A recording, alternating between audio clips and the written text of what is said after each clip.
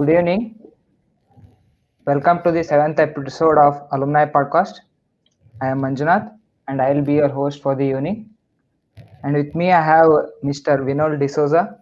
He is an alumnus of Sri Jayachamrajendra College of Engineering.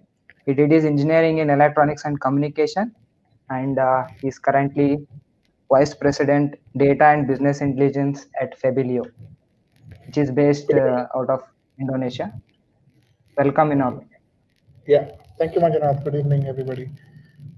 Good to be back, being back, talking to people back from college, especially during the times when you are all at home, attending online classes.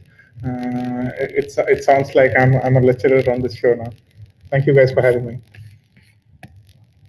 Okay, that's good to hear. So you are currently vice president of working as a vice president at Fabilio. So Yeah. can you explain more about this role as vice president of data and business? So what do you basically do? Yeah, absolutely. So I think if you've seen the trend that people are saying data is the new oil. After all the oil companies were topping on the board of all the Sensex or whatever stock markets, now you see all companies were using their data extensively. It could be Facebook, it could be Google, it could be anyone topping the stock markets is basically using data as their new oil.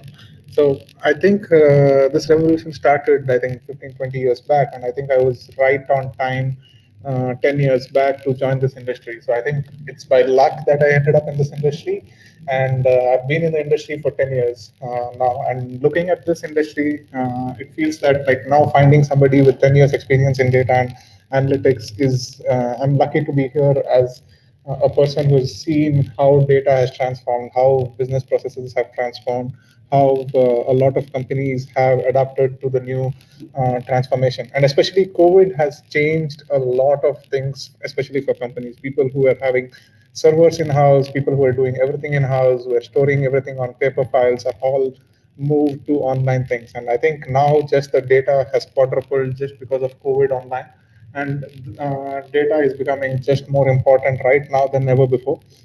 So coming back to like my role in data and in analytics, I would say it's about storytelling. It's about looking at the very detailed, granular numbers. It could be what people browse on the site, to what people end up buying, to what are the search terms they're using on the website, to anything. So it's completely. It could be website analytics. It could be figuring out what is selling on the warehouse. Is the position of the object on the warehouse at the right position, or to even like how do you optimize the routes finally for your delivery agents who do the delivery to your customers. So analytics can help in every single part of it, from supply to demand. And this is where me as a vice president for the analytics team comes in. So I manage a team which varies across data engineers, which varies across data scientists and business analysts. So all the main aim of this team is to see how well we can make use of this data. So it could be data to see how we can increase revenue. It could be data to optimize the current process. So I would say, as an overview, it is how to use this data to finally into insights and recommendations for the business. Okay, that's a lot. Uh, as you said, the field of data science is in huge demand right now. So was it like, Yes. were you always interested to go in that field, or was it planned, or is it like it just came your way and you embraced it? How was it? How did you get into this I field would of data science? I would say it was a lot by luck than absolutely me choosing it. So one of the things which helped me immensely was, number one, that I interned every single year of college. So after my first year, I interned at National Instruments, where I saw how a software industry works, how people from CS end up being. So National Instruments back then was a one of the best paying jobs in JC, but right now maybe not because they are in trouble. But back then they were very good. Then in my second year industry, I went an internship at Robert Bosch, and I was seeing the side of where mechanical and also electronics and electrical comes in place. So this helped me give an overview of electrical. And the third year, um I did it. I did it in Snyder, in one of the things, in Snyder Electric. And then I saw the electrical part of it. Then I was working closely with firmware. I was working closely with how hardware and software work together. How do you burn the data into the chip? And finally, in my final year, I got offers from many of these companies whom I interned at, and I also got an offer from Mu Sigma, which came into the college placement. So Mu Sigma, as a thing, it just although the pay was lower than all the others, they promised a very high potential upwards. And whenever at that moment of time, New Sigma had made its name in the market, saying that hey, this is a company to be where you could go there and it is like a skyrocket ship to learn in the. It's like the amount of things you learn in those 2 years, it probably takes a lot of people to learn in like 10 years. And I think it was that power packed 2 years which helped me grow in this field. And coming back to the decision of how did I choose it, I had these options of Snyder, Bosch, Mu Sigma, or Wipro. And in my head, it was back then that I didn't want to be into the software. I didn't want to go into the hardware side of things, and that is when I decided why not try this. So it was more of a decision as to I knew what I didn't want. I actually didn't know what I wanted. So I know I eliminated what I didn't want and ended up with Mu Sigma being that. So Mu Sigma was a company which was analytics focused. So it sits in center of math, technology, and business. So it's a combination of math, technology, and business. So you need not be you need to be a statistic expert. You need to be good in understanding the business. You need to be good at uh,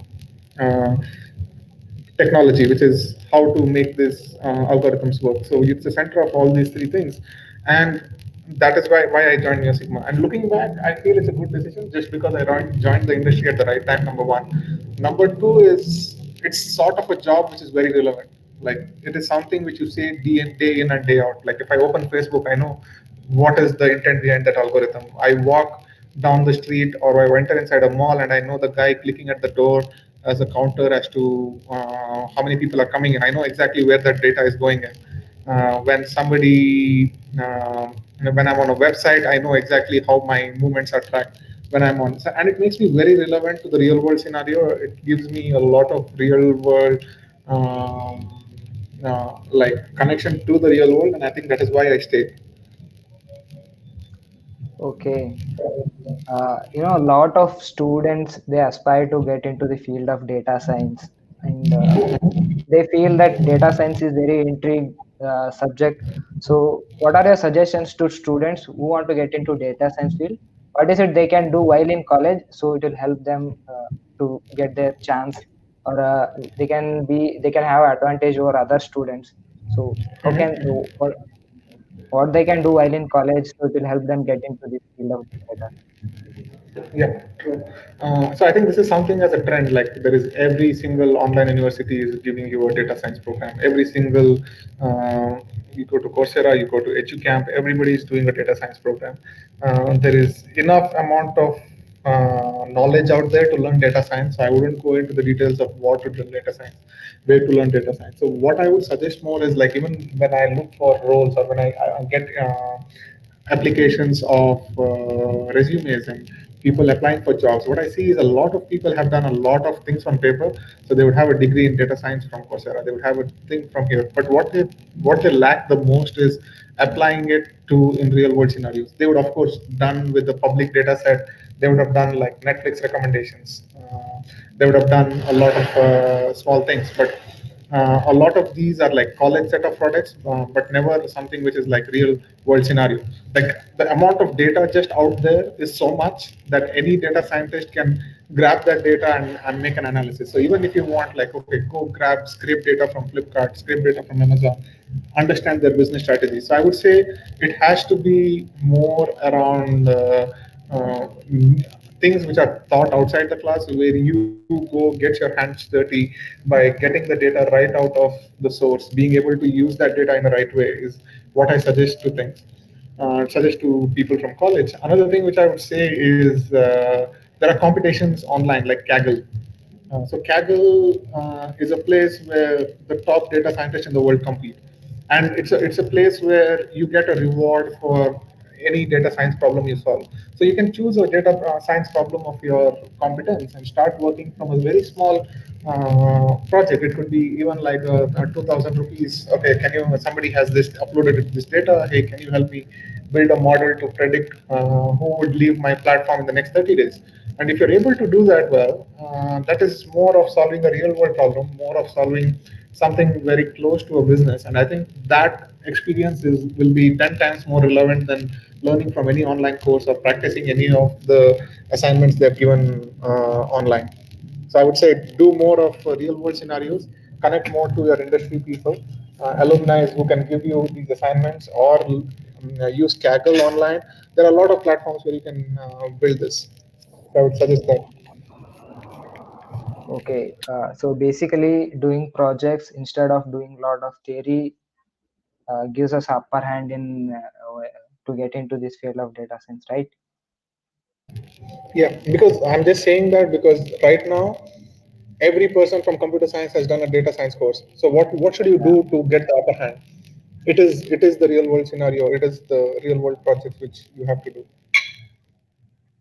Okay. Uh, how is the COVID situation in Thailand right now? In India, I think it's declining. A lot of people are coming out. Large gatherings are happening. So, how are the people of Thailand coping up with COVID-19? So in terms of COVID-19, I've been very lucky to be actually in Thailand, I would say. I've never felt like a lockdown. I've never had a full day sitting at home. So and for the last, I think, 8 months, there has been zero single mass spread transmission at all. So everything has been very peaceful here. There has been no cases at all. Initially there was, but I think it comes more to the uh, how people are here. So people here, even if they get sick, which is like a normal cold, they would come to work with wearing masks. So that is how the culture of Thai people is in general, and they would always not be in close encounters. They wouldn't stand face to face. They would always like they have a way of saying hello without touching hands. So they would say like it's like our namaskara, but it's savadika, which they say, and they mostly their culture is without touching hands. They have a culture of wearing a mask even when they're sick, even before COVID. And a lot of this has prevented in widespread transmission initially when it was undetected. But later down the line, the country was shut down to everybody. Everybody was mandatory to do a 14-day quarantine. So I think I absolutely don't feel any. So right now I can walk down in the street without a mask, meet people, hang out with people like it was pre-COVID times. So it's a very good place to be. Only thing is you cannot travel outside Thailand. Like I can't meet my family. I do miss my family back home. So that's probably the only downside. But other than that, I think it's been wonderful. Are you currently working from home?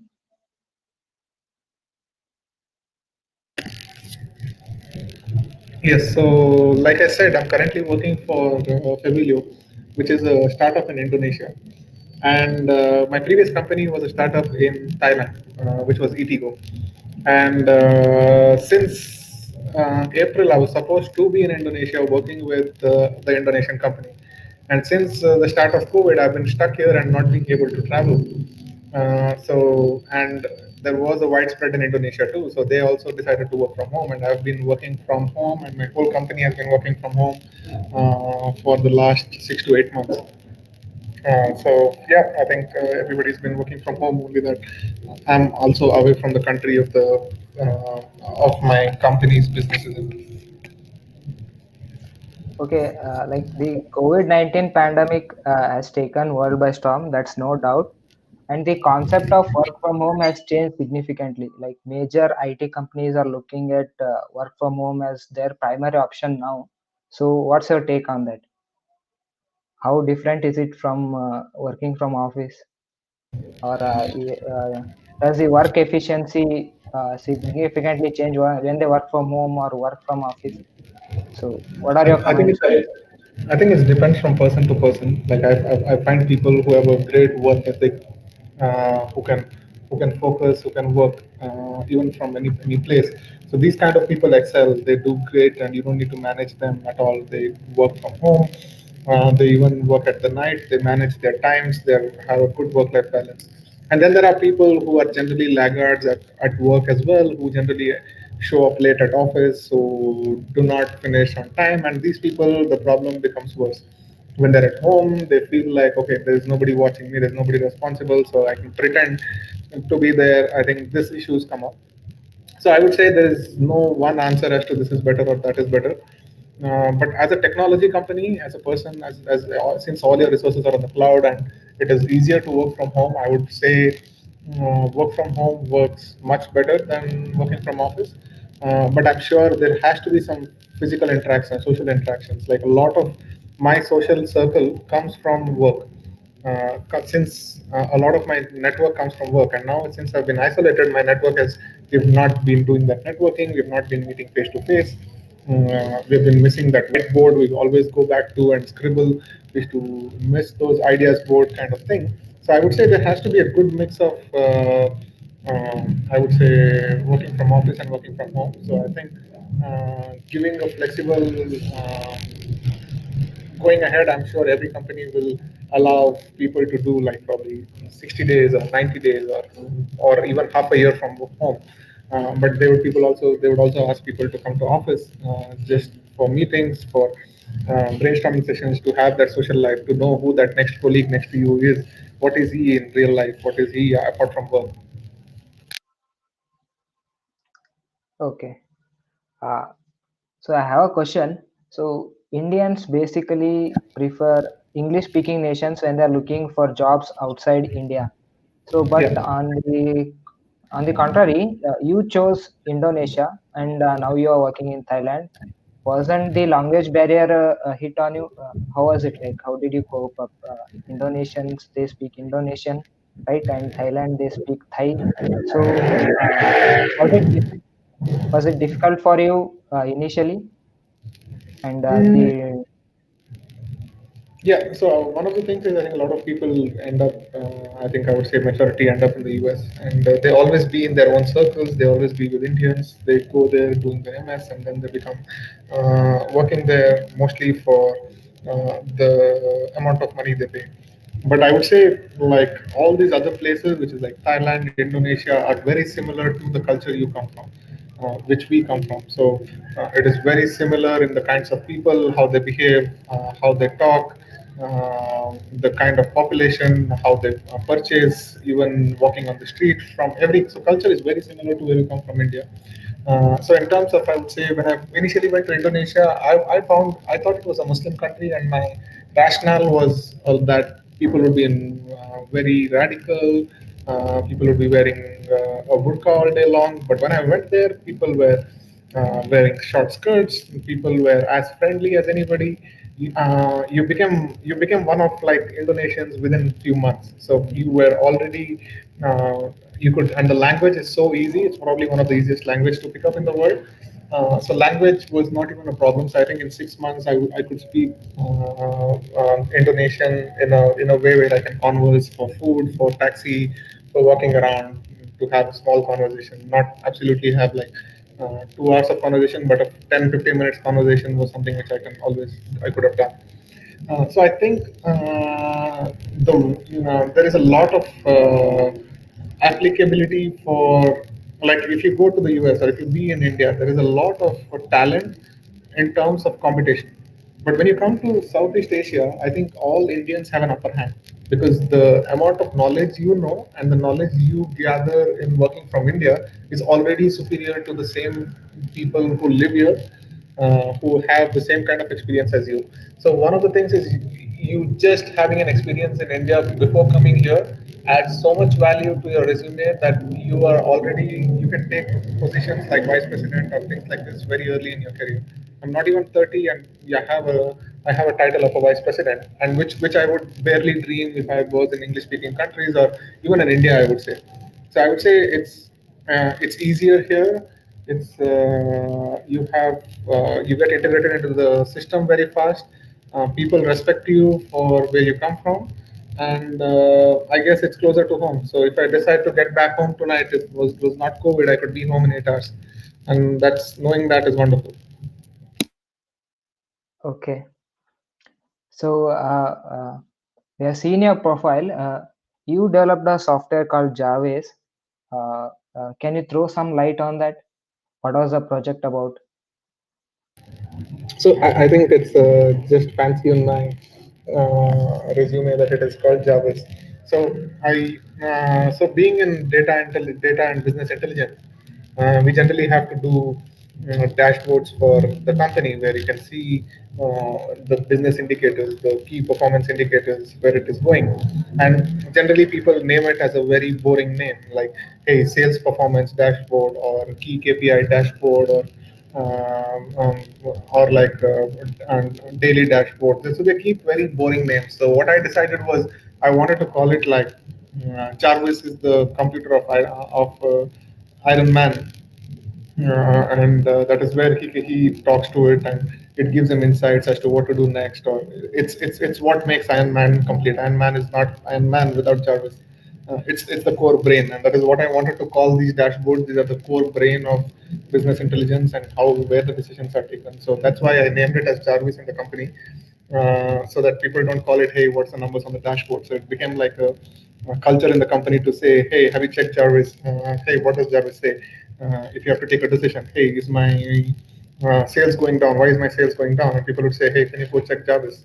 I think that was something which I built and I'm proud of. It's just a gimmick of naming convention, but I think it worked, getting the data culture in the company.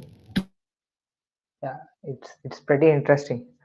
Uh, uh, I believe you have already also received award called People's Choice Award while you are in Flipkart. So what was that award about? So I think so it was an award where we had a hackathon. So it's basically I think 24 hours of coding and showing what you could do for the company by as a POC, as a small minimal viable product. And if that works, it's something which gets adopted over the company, and everybody gets to use it. So generally, there is a panel of judges where people get to choose the first, second, third, and there is one called as a popular choice vote, which is everybody in the company looks at the projects and votes for it. So uh, we had done a project where you could. This was long back. This was I think 7 years back, where I was with Flipkart and we did a project of image recognition. So you could take a picture of your colleague sitting in front of you and plant a shirt like that, and it would do image recognition and go to Flipkart, look at all the product pages, and return you saying, hey, this is probably the shirt he has. And that is what we were trying to do, and that is where we won the People's Choice Award, and it was later down implemented also down in Flipkart as a feature. Okay, this issue has been raised a lot of times. Like, does it really matter what you study in college, like which stream you are from when you get into the industry? Because when I see your profile, you did your undergrad in E&C and you are university topper, and you did your internships in core electronics based companies, and you ended up being a vice president in data analytics, and generally you got into the data science field. So what's your opinion on that? I would say the college is very important, and the network of people whom you're with is very important in college. I think that's probably would define you as a person going here or what field you would go in. So it's I would say what SJC taught me was not electronics and communication. It taught me how to pick up any new skill in a very short moment of time. So it might be an assignment for tomorrow, and I had to learn Python in one night, or day after tomorrow I had to learn how to code in Perl, and it's that skill which that I can pick up any skill and learn any skill in a very short moment of time and make it work and learn, and then unlearn and learn something more, is one of the skills which I learned during college. So it was not about, hey, the coding which was taught in class or the thing. It was about, hey, how can you need something to be done by the next morning and you need to learn that skill right away. Okay, there needs to be a Photoshop poster which needs to be done for IEEE SJC, and your visual editor guy is sick and you need to do it. I've never used Photoshop before in my life. It's about, okay, going there, installing it, learning how to do it, figuring out, Googling things, and it's about that make it happen attitude which got me in being in SJC, being around the people I'm in, being in the clubs you are in. I think that is one of the skills which I learned a lot, which is being able to learn any skill quickly, learn, unlearn. And second thing, I think I learned to network very well in college. So I think just when I was out of college, my LinkedIn was already 2,000 people. So being able to connect to alumni, being able to do the sponsorship drives for IEEE, being able to reach out to the right people at the right time, being always having friends who are above your age group. So you get that maturity from their age group was very important to me. And I think this is something which I learned from HTC, being there, because even in my first year of engineering, I was mentored by IEEE people of the fourth year.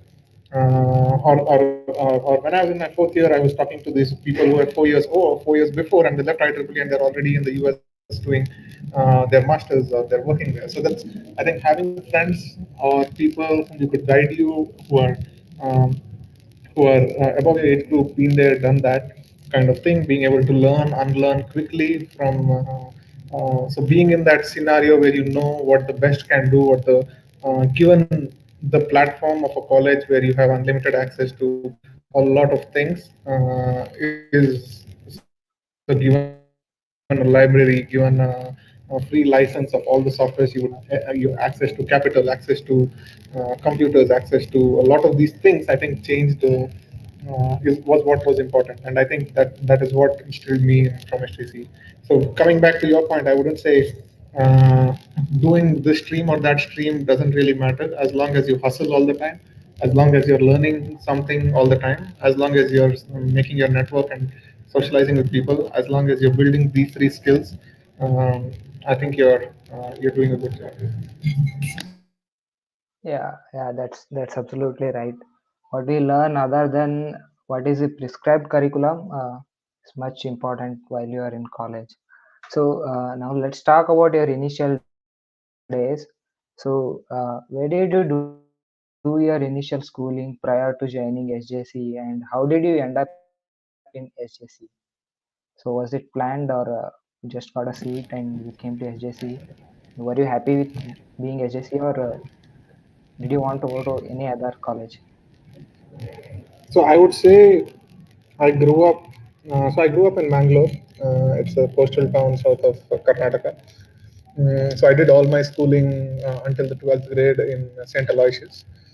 So this town is known for, I think it's coastal food. People are a lot more mature. It's no longer, people are a lot more open. They're not conservative. It's a good mix of Catholics, uh, Hindus and Muslims in the town, and that's why it's not as conservative as other cities. You grow up in a very mixed crowd. So that is where I grew up, and I think when after my 12th grade, I was aiming for. I didn't have any guidance in terms of knowing, hey, what is the next good thing to do. And in my 12th grade, and in my school, I already knew I didn't like biology. So I already had taken electronics as my fourth optional subject in my 11th and 12th grade. So I was a PCME student. So that was something I enjoyed, and I enjoyed electronics for the first 2 years, learning about from very simple things. That's what I enjoyed in my 2 years in 11th and 12th. And that is when I decided, when I'm looking out for when I so I had not got to IEEE, sorry, not IEEE, IIT-JEE. I had got a rank in EIEEE, but I would be getting only something like metallurgy or below at NITK, so I decided to drop it. And then I got a rank of 295 in CET. And since I was also from a 3B category, I could have chosen PESIT, VMS, or SJC. And somehow at that moment of time, I think I had a mentor, I had a person who had gone to SJC who said, "Hey, SJC is the place to go. Go live in Mysore. Your 4 years you will not regret. Although there is no much difference between VMS and SJC, you wouldn't want to live in Bangalore. SJC you will enjoy." And I think that is where I took the decision. Fine, let me be in SJC. And I think I made the right decision. So looking back, I think it all feels in the right place. Yeah, maybe SJC being in Mysore, that's pretty good because a lot of students choose SJC because it is in Mysore. Mysore is the best city. Okay. Uh, so, what are your interests in your initial days of engineering? So, what did you enjoy doing in your first year or second year in your engineering? So what I would say was, I think until 12th, I would say my access was limited. I was staying at home. We had a very um, like limited access to a lot of resources than other people of my age or some people who would have got access to. So I think this is where I was able to spread my wings. So first, second year of college, where is where my curiosity was able to be fulfilled. So this is where I started discovering what other people are doing, discovering what each part of engineering is, knowing how the real world is. So until that, I would say I would be pretty lame or I wouldn't understand how the world works. I think my first 2 years went completely in satisfying that curiosity, taking the leadership roles, being in multiple societies. So I would be a part of every single society. I would be part of JCNA. I would be a class CR. I would be working with IEEE. I would be working with every single thing just to like feel the curiosity of how different things work, what are the different options available there. I also worked with as a social cause with the Kaliyo Money or Divya Deepa Trust, raising funds for them, going on drives to collect newspapers from neighborhoods. So I would say that my first 2 years went into a lot of exploration as to um, figuring out what is out there, what are the different things. So there was nothing like, okay, I wanted to do this or I wanted to do that. I just put my heart and mind into anything I want to try, and I think I gave it a shot. And so that I think my first 2 years, it was almost like I was getting probably 6 or 7 hours of sleep. But my social network, my understanding of how the world is, understanding of what kind of different people are, or how meeting people of different age groups, different maturity levels, talking to people of with different backgrounds, was I think what I did in my first 2 years. Okay, which is or rather was your favorite place in college? Interesting. Um, Favorite place in college. I wouldn't say okay. So I think one of my place to go to was my hostel terrace. So one of the things when I used to feel overwhelmed or I needed to focus or need to plan my day or I had to do I had to think something as to in terms of my plan, maybe for a fest which is coming up, or maybe for how I plan my days before the exams came up. Was I used to go to the roof of the hostels, take a chair, sit down, take a piece of paper, put all your thoughts on paper, and I think that is where was my happy place, because once I come out of that place, I have all my issues sorted. I think that was sort of my thing. Yeah, Hostel Terrace is a pretty interesting place. Lot of students roam, phones in their hand, speaking to their loved ones. Okay, for most part of your engineering life, you are associated with IEEE SJC, and in the fourth year, you also became the chairperson of IEEE SJC. So, talk about that journey of yours with IEEE SJC. So what I found through IEEE was, I think, great friends. That was the first big thing. I found friends who were so in my first year I made friends with the fourth years. We had a very good relationship and they were very good guides. So it initially started as a mentorship, as having good friends kind of thing, and later down the line it helped Like in right in first year, I was going to Bangalore for sponsorship drives, knocking on companies' doors. And that kind of felt like empowering to you to see this, that you would take a train from Mysore, go to Bangalore 3 hours, talk to HRs, pitch your companies, be confident in what you're saying, to people who are probably 10, 15 years older than you, and you cannot bluff them, and you need to be real on what value you can get. I think this couple of years, I felt this is something I was able to do. And down the line, I felt that I was able to multitask very well. So I was being, so in my final year, I was a placement coordinator, I was the class ER, I was the part of JCANA as part of IEEE SJC. And I think one of the things I was able to use is my network of people whom I know. So I would be able to mentor people, I would be able to manage these multitask a lot of things very well. And I think that's what came through being in these clubs for a very long time. So that was it. So even in my final year, I was got nominated by the IEEE Bangalore section to attend the IEEE regional summit, which happened in Delhi.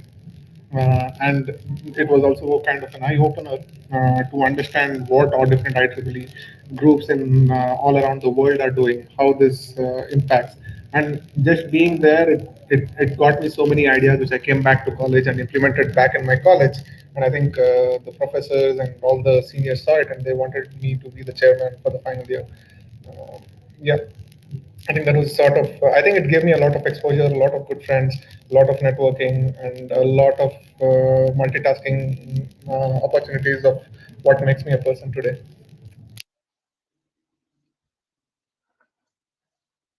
Okay, since you are a chairperson of IEEE SJC, if you were to convince our viewers or listeners who are not members of IEEE SJC, how do you convince them to join IEEE SJC? By mentioning some of the benefits of joining IEEE SJC. So one thing I would say is there is no single community in maybe Karnataka, in India, in the whole world where you get access to people of different statures. Like you would meet IEEE fellows in Bangalore and IEEE Bangalore regional meets. You would meet people who are heading companies like Bosch, who are setting up the standards for your people. So it's a global community where just because if you're an IEEE member and if you meet these people, they would already have the respect for you. And you can do great amount of networking. You can meet all these people, is what I would say.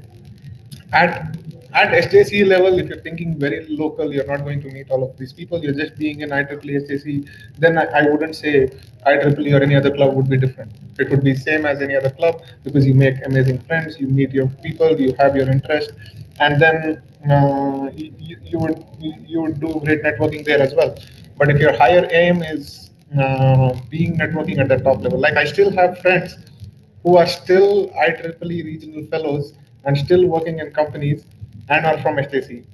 So it's not something which finishes as soon as you finish your graduate degree. It's something which you can hold on to. You can renew your membership. You can be part of the regional thing as something apart from your work as well. Since I moved out of India, I couldn't do it for a very long. But I think if I was in India, I would have been still doing being an IEEE fellow, being part of the regional programs where there is where you meet all of the people from the uh, I would say, industry and genre as well. So I think this is where I would say IEEE adds a lot of value, which is building a community which is just not just within your reach, which is your college, but beyond the college, beyond these, where you go to different colleges, where you meet all the different IEEE chairmen or the IEEE people. I think that is where you would add value to a lot of the IEEE STC membership. Okay, so joining IEEE has a lot of benefits. So you'll get visibility in the large IEEE community. So the the effect of peer on one's life, is very important. Like especially when we are when we are living in hostels or when we are part of clubs. So the kind of effect that the peers have on us is very important. So, how was your peer group or friend circle while you're in college? So, how did affect you in your life? I think there's a saying that you are the average of the best five friends you have. Okay. So I would say it would sum up to what it is. So take your best five friends, and their average is what is you. So if you want to be better at or have a higher circle, I think your friend circle will define you. So I think I had, so like I said previously, I had friends from people who are 4 years older than me. I had friends who were 4 years younger than me when I was in Ieee Sjce, and I could talk to them as a friend, I could talk to them as a mentor, I could talk to them um, as a person seeking advice, as a person who's seeking counseling. It could be anything. So it's being that maturity, being able to talk to these different age groups, I think already makes it. So my friends group was very varied. So I had a friends group which was very close with a cause, which was with Divya Deepa, Kaliyomane. These are people who were selfless, people who were trying to make a difference. I was part of IEEE SJC, where these people are, some of them are toppers of ENC, who are absolutely great. Given a spec sheet, they would understand everything. Given a project, they would understand everything. They would be great at coding and stuff. Then looking at JCNR, you would find people who are very good at probably getting sponsorship, very good at managing the task, working under pressure. So you had friends like this. Then you worked as a placement coordinator. Then you had friends at being other placement coordinators, where you saw how you will have to work at getting companies to college, how to make the placements happen. So I would say there is having these friends from different aspects of all of it, and then you have this crazy bunch of friends who are in your hostel, who are your roommates, where you go insane with, whom you would share your all your ups and downs, whom you would have crazy fights with, and also hug the next day. So it's I would say have experiences from different parts of life, different kinds of people. Uh, uh, different kinds of people and everybody. So I would say this is what you guys should do. Um, don't just stick to your friends. Of course, keep them close, but keep your mind open. Meet a lot of new people. Down the line, when you work in a company, you will still have to be able to talk to a tough boss, or being able to talk to a very easy boss. And these skills only come when you have mingled with a lot of kind of people coming from very different backgrounds. So it could be a person who is coming from north of India to work in STC, or it could be somebody who's coming from northeast, understanding his culture, or somebody who's coming even outside of India. And these skills help you immensely when you move out of India, as to how to talk to a person, what is sensitive, what is not sensitive. It might not be sensitive from a culture you come up to, it might be sensitive to a culture which is different. So all these learnings will come from when you have a variety of friends from different aspects of life, different journeys of life, um, all different things. And there is absolutely something to learn from every single person you meet. It could be a janitor, it could be a person on the street, to a person who's running multinational companies. Everybody has some valuable experience where you can learn from it. I would say make friends everywhere and wherever you go. Don't limit it. And yeah, that's it. Yeah, that's a advice for life, I guess. Any Do you have any memorable moment from your college life that you would want to share with us? Um, like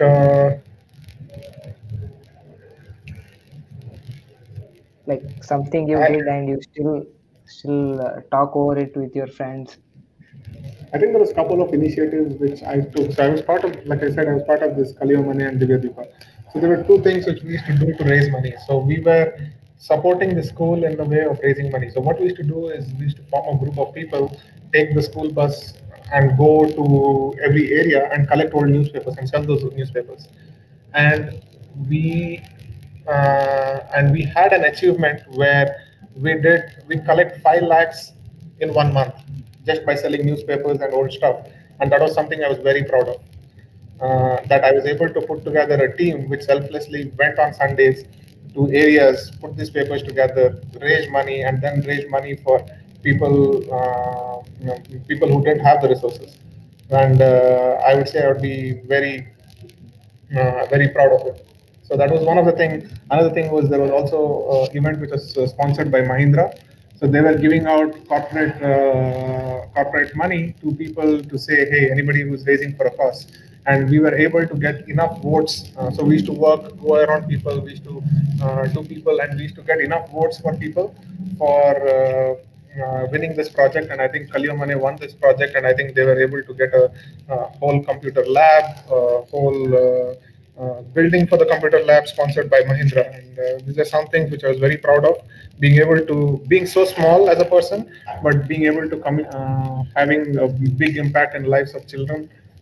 Especially when you're not earning anything and you're not able to give back to the community, and when you're just a school college student, you can do such a big change. I think that's something I was very proud of.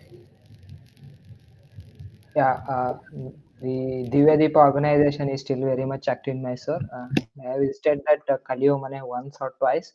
It's amazing to see how those kids are buzzing with active enthusiasm to learn. So it's amazing.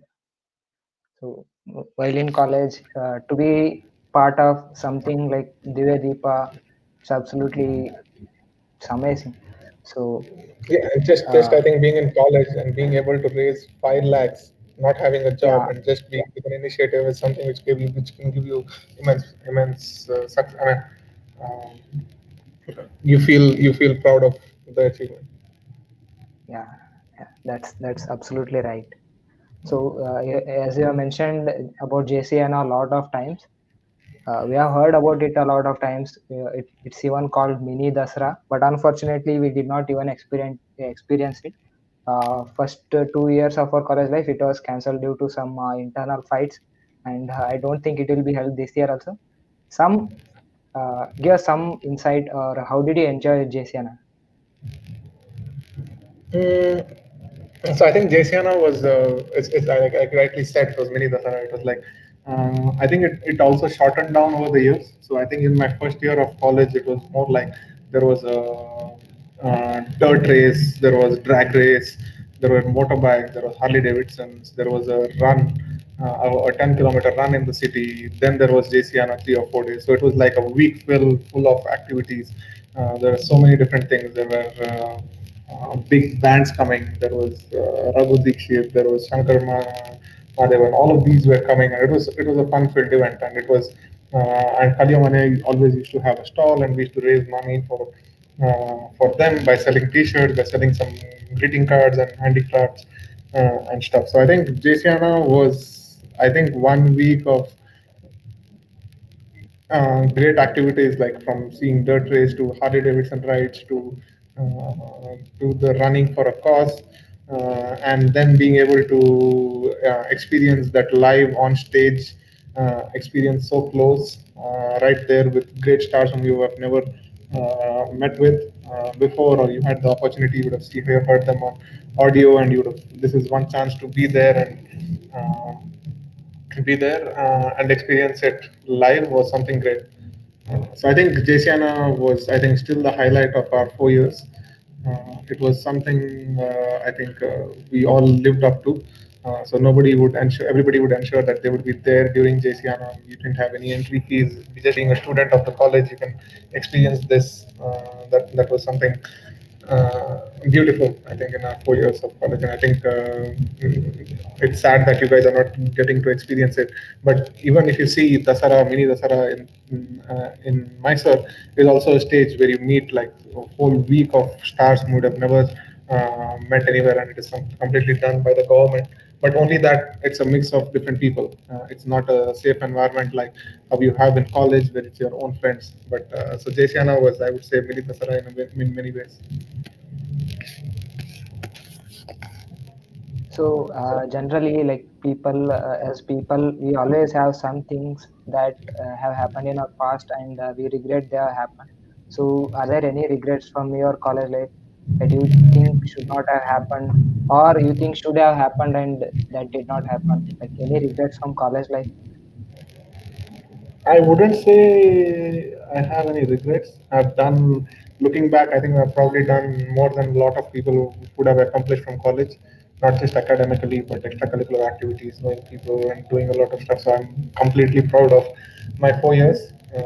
I just feel that maybe I should have also uh, dated in college, which I didn't do. Probably having a girlfriend, having a dating life, figuring things out, not taking life too seriously back then. I was way too Okay. serious back then. I would say that's probably just. I mean, I wouldn't say it's a regret. I've done a lot of things, but I think that's it. Okay. So we have a few questions from our viewers. To take some of them. So one of them has asked, what was the turning point in your life? like I think these are all shown in reality shows. I don't think there's a turning point in my life, but the overall as how a person I'm being to be, I would say getting out of my hometown and being in a place where you're completely responsible for your own actions and you're completely responsible for where you will end up in life. That is by joining SJC and having that 4 years where you have complete control over your actions and you have complete control over the results. I think that was sort of a turning point for me. And being able to explore the world in raw, being able to do what you like and enjoy what you want probably was the turning point in my life. Okay.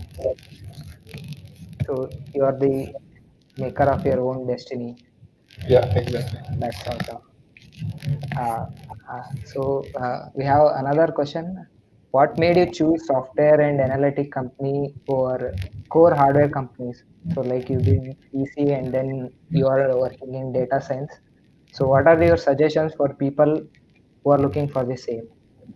Like I said, I think it's person to Yeah. person. Like I know people who are absolutely in EC and working in hardware companies, and you would like it. I wouldn't say data science is better than hardware, or data science is better than software, or software is better than data science. There is no rule like that. It's absolutely what is your passion, where you enjoy what you like to do. Do you wake up and you're reading a spec sheet make you happy?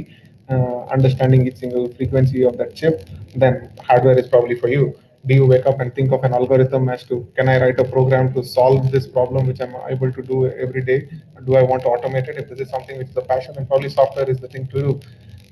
If you wake up and you think that I want to solve real world problems, I want to see how airlines fill their seats from how cars are manufactured, how do they make the efficiencies, then probably data science is the place for you. I wouldn't say this one over the other would reign, but it is all about where and what triggers you and what fuels you.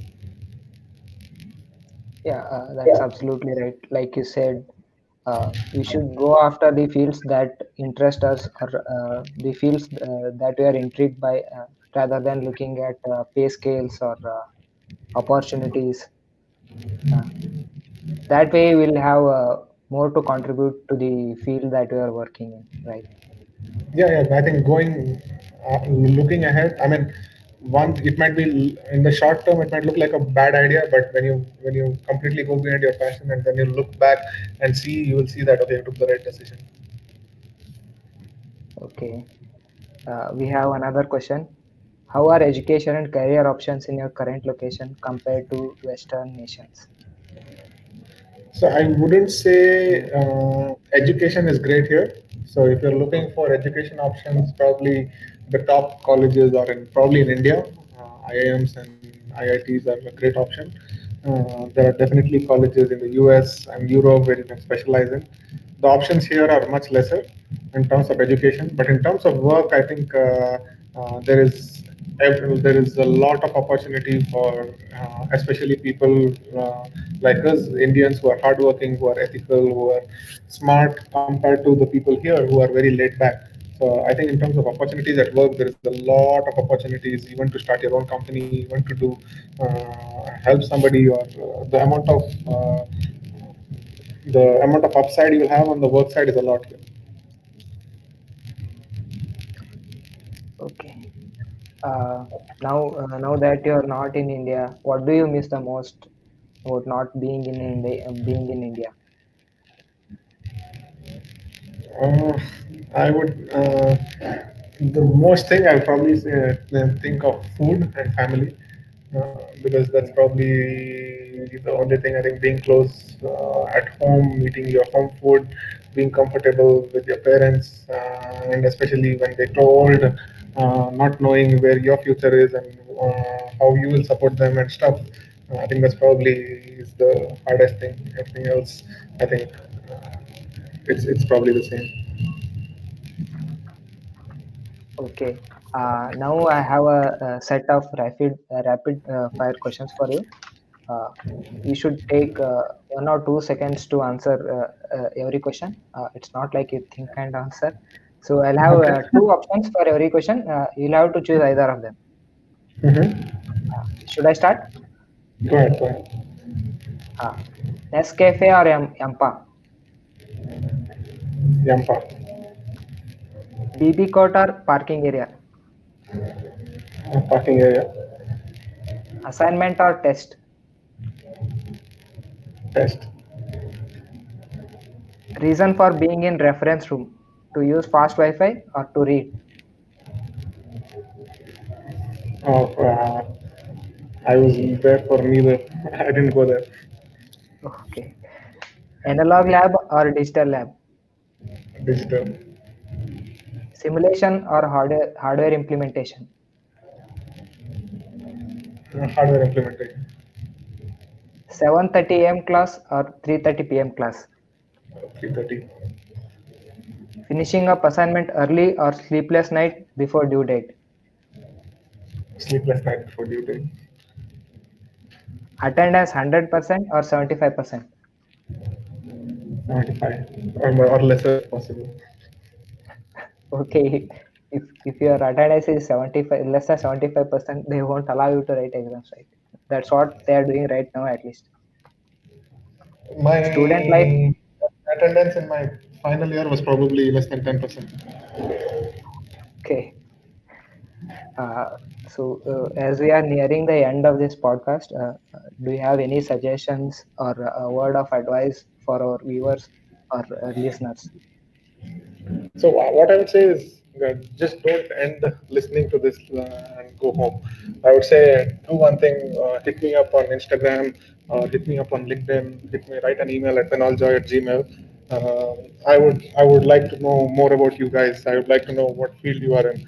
I would have a lot of real world assignments where I'm at work or I'm also part of a few startups. So I also advise a few startups. So I would always have projects or small little things which can help you in the short run to know your skills or to know what is out there.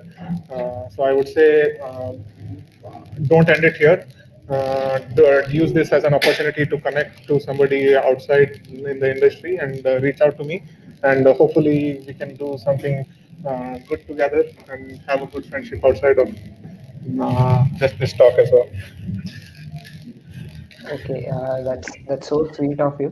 One final question: after being associated with IEEE HJC while you are in college, so how does it feel to be doing an alumni podcast with IEEE HJC? I mean, it always feels good. I think every time I come to college, I used to come to Siberia every year after I finished for at least, I think I came for 4 5 years and then I left India and then I couldn't come. So it always feels good coming back to college, living that life. I used to, whenever we used to come back for every 2 3 days, we used to stay in the hostel with the friends and we used to order in food and do. So I think it's still, it feels like that. It feels like it's nostalgic in a way that what you guys are going through and remembering the days when I was in college or running for IEEE STC. So it feels amazing, but to talk to people, and I think moreover it reminds me of my days back in college. Okay, this is to our viewers. If you have any queries or questions that you would like to clarify or get it answered from our guest, you can always DM him or connect with him on our social platforms. The link is provided in the Instagram. Uh, thanks a lot for joining us for the Alumni Yeah, Podcast. Yeah, thanks Manjanath and thanks Mahendra for making this podcast and streamlining happen. Hope you guys have a great end of the year and greetings of the season. Thank you guys. Our our season one of alumni podcast concludes by this episode. We would like to thank our alumni Naresh for helping us organize the podcast. Thank you, Naresh, for helping us reach out to our alumni. We would like to thank all our zealous audience for joining us for a knowledgeable and informative series. Thank you guys for making this season a successful one. We'll meet you next season. Thank you, one and all. Thank you guys. Good day.